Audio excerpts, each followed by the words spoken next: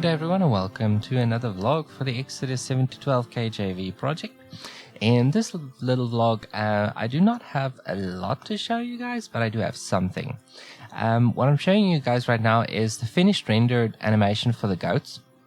Now I finished rendering this thing after last week's vlog, but I had to do some work on the scene, you know, like get everything more to scale, clean up the compositing and that sort of thing. And I also worked a little bit more on getting that painterly look. And so far, this is the result of it.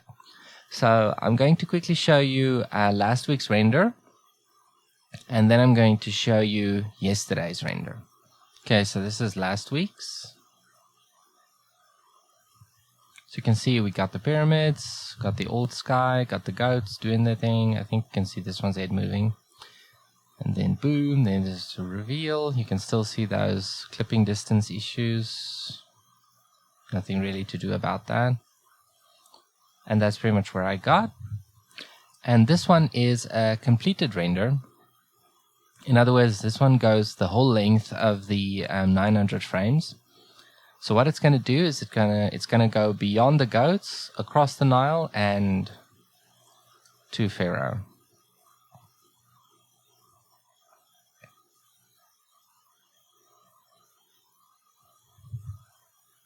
As you can see, the trees move, but the water did not.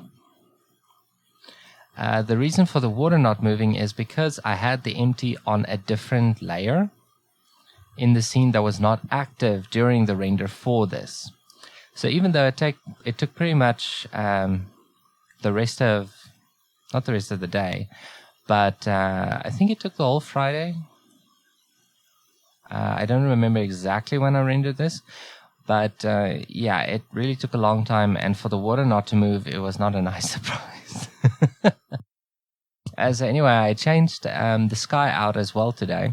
Not today, yesterday. Because I did not like the stretching on the horizon over there. It causes this weird vertical pull. It's almost like there's some sort of a vacuum at the end of the sky. It's really strange. So I took that out as well. So now I'm going to be showing you yesterday's render. Something to notice is this little line over here, and you can see some artifacts over here. This is from a filter I applied to the scene to kind of work on that painterly effect a little bit. Here you can see the sky has been replaced, the pyramids have been shortened so that they're not so, you know, really weirdly pointy. It's not good. It's going to reduce an effect because this is not a relative node. In other words, let's say you have your project set to full HD and it's at 100% and you're working on your compositing and it's looking great and all that kind of stuff, but you want to render a low resolution version first just to see what things will look like. The effect does not go relative. In other words, this level of strength produces, when it pops to a lesser strength, it takes about just short of 10 seconds to do that, because that's when I noticed. And then you will see what it's supposed to look like even when it's like full HD. So let me show you that. So as you can see, it's not anything different. Wait for the pop, and there it is. So this is what it's supposed to look like. Now the line thickness will also be a little bit thinner, not on the goats, but on the edges. And then it moves across the water. As you can see, the trees and everything are more in proportion to the palace. And there's Pharaoh, and the water is moving.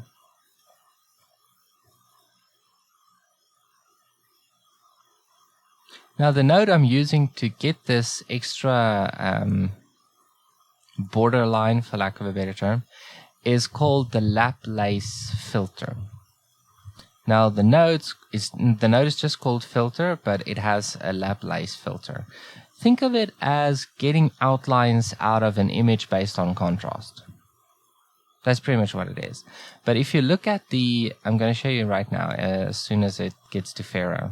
You know, I'm not even going to go to Pharaoh because it's already open in Blender. So I'm going to get to Blender now. So getting into Blender, you can see over here that there are nice outlines to the stairs. I'm a little bit zoomed in because this is 50% HD.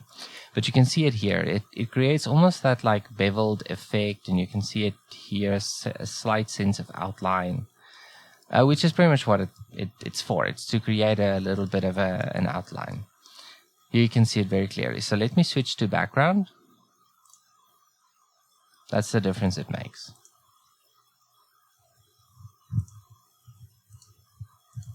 Now, it's not just Laplace that gets applied. I mean, obviously. I also apply a strong ambient occlusion that's fairly large, and a few other effects, but this outline effect is definitely applied through the Laplace node. Filter, not node. So here's what the compositing looks like. I had to reorganize all this, so essentially I had to redo it.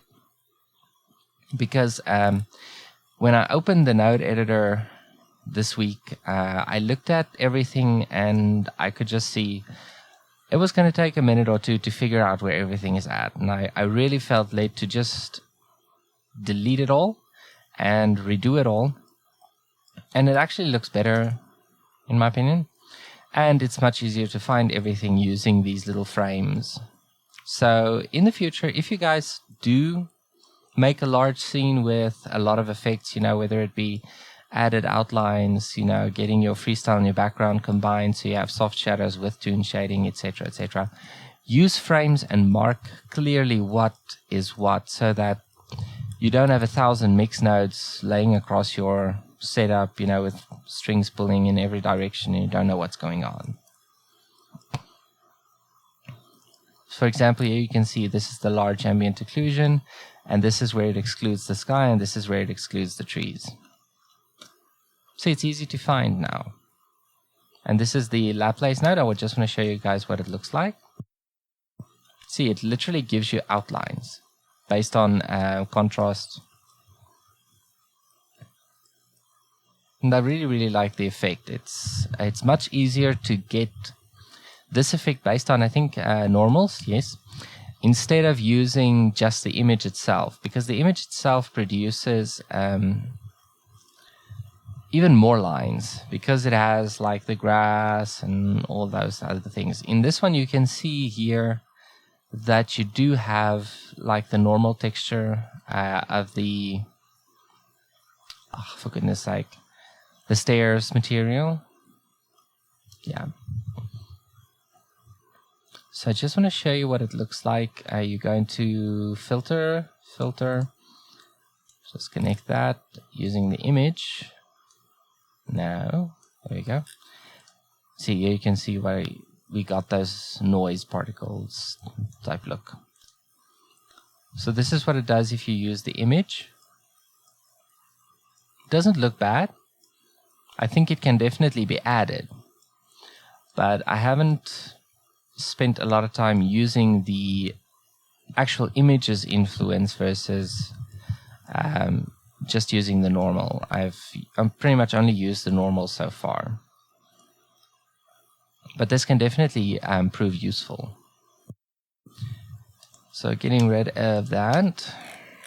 So that's just one of the many ways that you can add a little bit more of that painterly feel to it. Now, one thing I really want to try and do is add, not painted textures, that's the wrong word, add textures to the objects to give a more painted feel to it. One thing I've noticed is, I'm going to go to GIMP and I'm going to talk to you guys about it there. Okay, so let's say we have a roof. Okay, so I'm just going to take a brush here and I'm just going to pretend that I'm painting a roof. Now, if this was painted, it would often display, at least in some of the shows, painting technique, it would display something where the brightness would either be here at the top. In this case, it won't, because let's say the sun is coming from this side over here. Then the brightness would kind of fade out over the roof. So, for example, let's say this is the darkest area of the roof. So you pretty much have like a darker area over here that gradually blends over the roof. So let's cut out the excess. Okay, so let's just take that down. And now, of course, on top of that, you would have, let's shrink this way down. You would have your white highlights.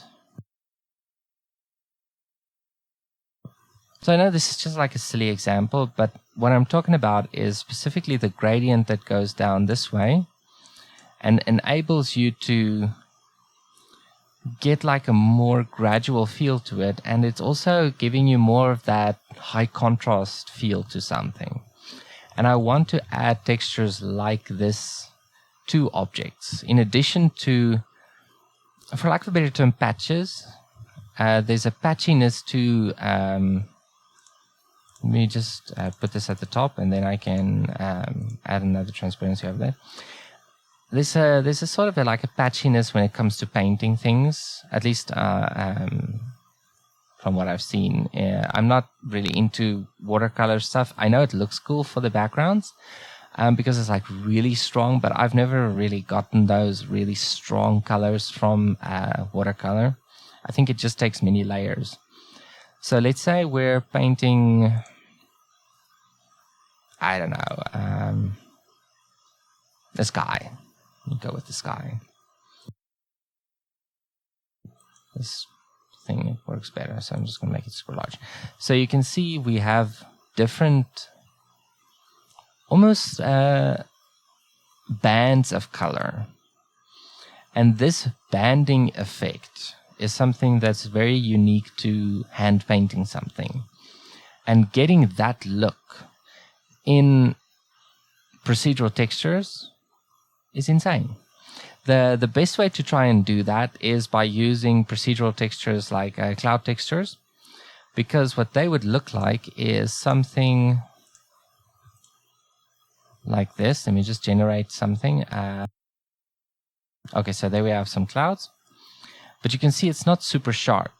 Now in Blender you can easily adjust this with a color ramp. So I'm just going to use something in here. Okay, and then you can slightly change that, and then you can move it over here. Okay, now just imagine that these hard edges aren't there. It's not very far off, but it took 1, 2, 3, 4, 5, 6, 7. It took 7 layers just to produce this one picture.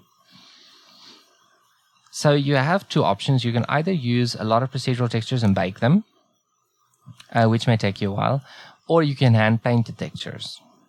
But I think if you take the effort to use procedural textures, it's easier to adjust them to get like a normal influence or normal texture, so that your paintings are interactive.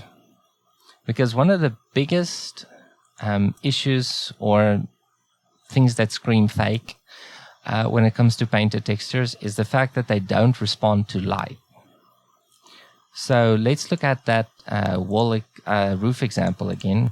If you have these specular highlights painted and you try to move the light sources and whatever, and they don't move, that screams fake.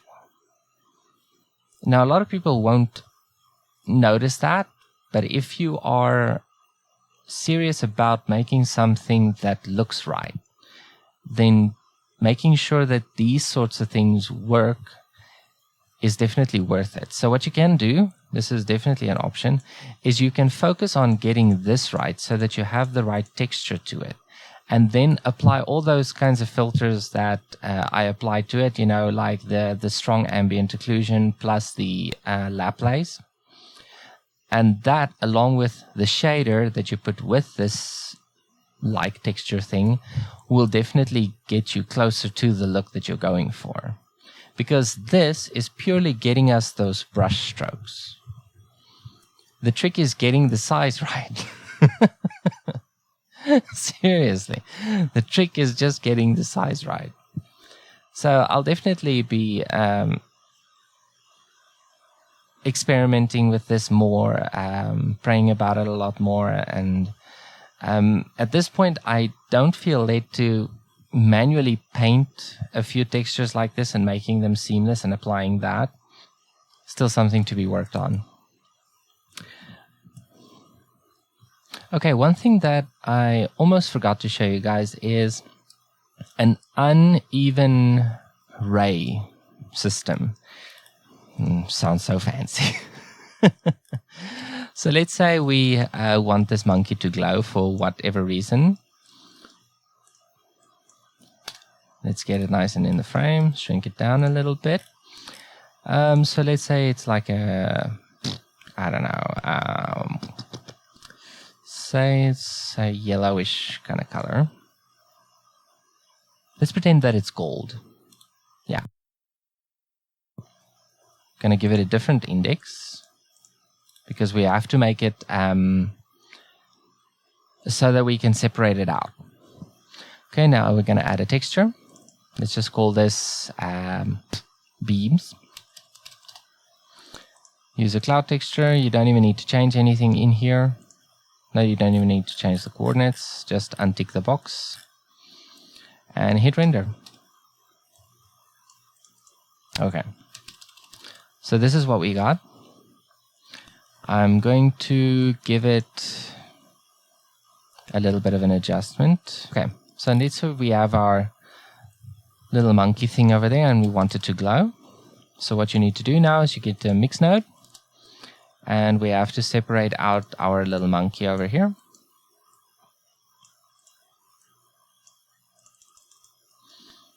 We used 5. And now we need to import our monkey in there and make this black so we can blur it first.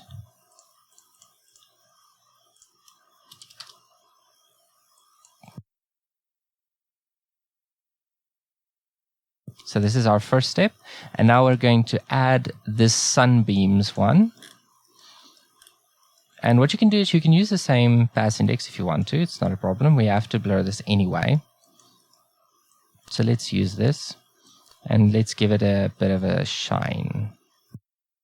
Something like that. Okay. And now we can import our texture. So what you need to do is you need to go input, get texture. See, there it is. So get the beams texture. Get the original one right there so that we can mask it. Get a color ramp. Let's say we want it to be like at 3 and 1.5. I think we want it to be more than that. Let's go for 8 and 4. Just so we have something that's a little bit more interesting. Okay, we definitely want it to have some strength. Something like that. And that goes into the sunbeams. There we go. I think something like that will do. And now we need to add this with a clamp to this blurred one over here. And this then gets added over our original image. Okay, and now we can just use this as our factor.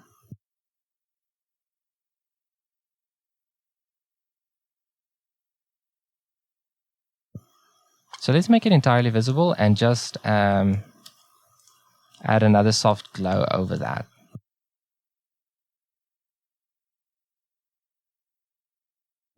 And there you have this uneven beam type effect, which you can also enhance by increasing the contrast.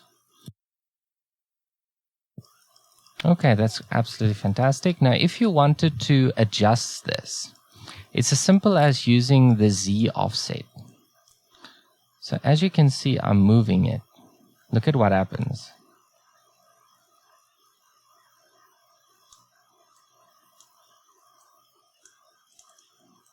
Now, obviously, you need to keyframe this because just scrolling through it only gives you like a value of 2. You just want to reduce the influence of the added monkey.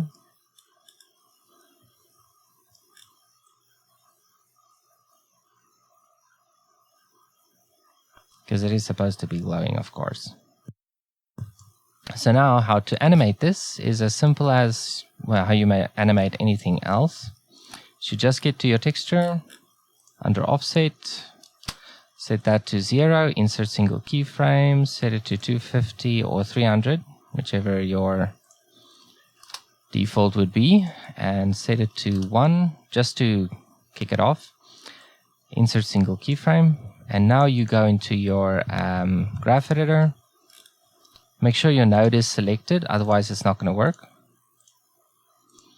Now you go into graph editor and you say channel extrapolation linear. Then you can go into your node editor and you can click through to see, does it change too fast? Does it change slow enough? I think this changed fast enough. Now I just want to explain to you how this will adjust. If you consider this little plane our image, okay, let's say this plane represents our entire image. When you adjust it along the z-axis in the compositor, it's going along this green arrow, which would be the y-axis in the 3D view. But in relation to the camera, this is the z-axis, and you can even see it here. If you take the local axis of the camera, this is what happens when you move it along the z-axis. So when you move it, it looks like this.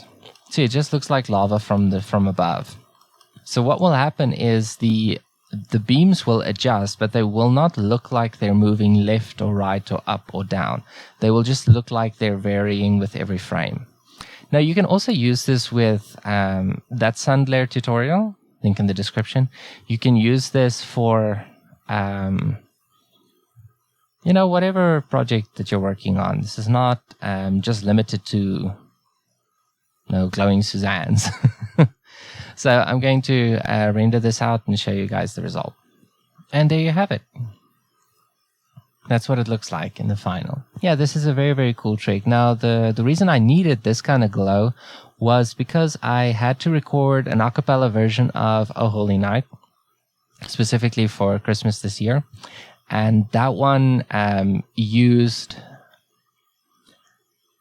this the star, a star that really stood out, and it also needed an uneven glow so that it didn't just sit there, So I'm just going to show you what that video looks like.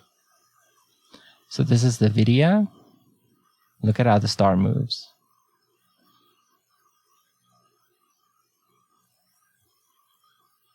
Now I applied the exact same principle to the stars in the background. You can see some of them starting to glow and then go out and glow a little stronger and go out. And it's very easy to loop as well, because all you need to do is just crossfade it. It's simple as that. I only rendered about 10 to 20 seconds of actual animation, and that stretches over just short of 6 minutes, but you can't really tell where the transition points are. At least I can't. So that's it for this vlog. I hope you guys have an awesome Christmas. Have a great one, and God bless you.